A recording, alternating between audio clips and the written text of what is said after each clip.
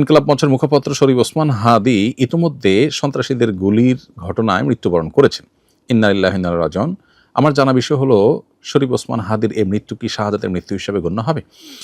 প্রিয় দর্শক, কোনো মানুষের মধ্যে যদি আল্লাহর সন্তুষ্টি লাভের আশায় মানুষের কল্যাণ সাধনা, ইনসাফ প্রতিষ্ঠা করা, মুসলিম মিল্লাতের চেতনা ধারণ করা এবং মানুষের অধিকার আদায় করার মানসিকতা থাকে এবং সেটার জন্য তিনি যদি লড়ে যান, সংগ্রাম করে যান, এমত অবস্থা যদি তার এই চেতনার কারণে তিনি আক্রমণের শিকার হন এবং মারা যান, সন্দেহাতীতভাবে তিনি শাহাদাতের মর্যাদা লাভ করবেন ইনশাআল্লাহ তাআলা। ইমানদারের মধ্যে যদি আল্লাহর সন্তুষ্টি লাভের জন্য জীবন বাজি রাখার মানসিকতা থাকে এবং তার অসৎ কাজে বাধা প্রদান, অন্যায়ের বিরুদ্ধে তার প্রতিরোধ এবং ইনসাফ প্রতিষ্ঠার মানসিকতা লালন করার কারণে তিনি যদি আক্রমণের শিকার হন, তাহলে সেক্ষেত্রে তিনি অবশ্যই শাহাদাতের মর্যাদা লাভ করবেন। সেই জায়গা থেকে শরীফ ওসমান হাদিকে আল্লাহ তাআলা শাহাদাতের মর্যাদা দান করুন, আমরা সেই দোয়া করি। আর এমনিতেই নবী সাল্লাল্লাহু আলাইহি ওয়াসাল্লাম বলেছেন, মান কুতিলা দুনা দামিহি ফাহুয়া শাহীদ। যে ব্যক্তি কারোর হাতে খুন হয়েছে, জীবন রক্ষা করতে গিয়ে তার জীবন খুন হয়েছে, অর্থাৎ সাধারণ ধস্তাধস্তিতে অথবা কোনো ডাকাতের হাতে মারা গেছে, সেও শাহাদাতের মর্যাদা লাভ করেন। তাহলে সেক্ষেত্রে দ্বীনের কথা বা মুসলিম মিল্লাতের কথা বা মুসলিম চেতনার কথা বা ইনসাফের কথা বা মানুষের অধিকারের কথা যদি কেউ বলতে যান মুসলিম হয়ে এবং আল্লাহর কাছ থেকে যদি বিনিময়ে আশা করেন, তাহলে তিনি অবশ্যই শাহাদাতের মর্যাদা লাভ করবেন।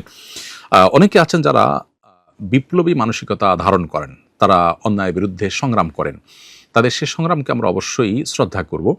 কিন্তু তার মধ্যে যদি আল্লাহর প্রতি বিশ্বাস না থাকে, অথবা তিনি যদি এই সংগ্রামটা করেন তার মানবিক চেতনা থেকে শুধুমাত্র, এর জন্য তিনি আল্লাহর কাছ থেকে কোনো বিনিময় আশা করেন না, আল্লাহর সন্তুষ্টি লাভের আশায় করেন না, কোরআন হাদিসের নির্দেশনার কারণে করেন না, তাহলে সেক্ষেত্রে তার এই আত্মত্যাগটা শাহাদাত হিসাবে বিবেচিত হবে না। শাহাদাত বিষয়টা আসলে নিয়তের সাথে সংশ্লিষ্ট বিষয়। কেউ যদি আল্লাহর সন্তুষ্টির আশায় জীবন বাজি রাখেন, যা করেন তা আল্লাহকে খুশি করার জন্য করেন, তার জীবন মরণ আল্লাহর উদ্দেশ্যে যিনি উৎসর্গ করার জন্য প্রস্তুত থাকেন, তাহলে সেক্ষেত্রে তিনি শাহাদাতের মর্যাদা লাভ করেন।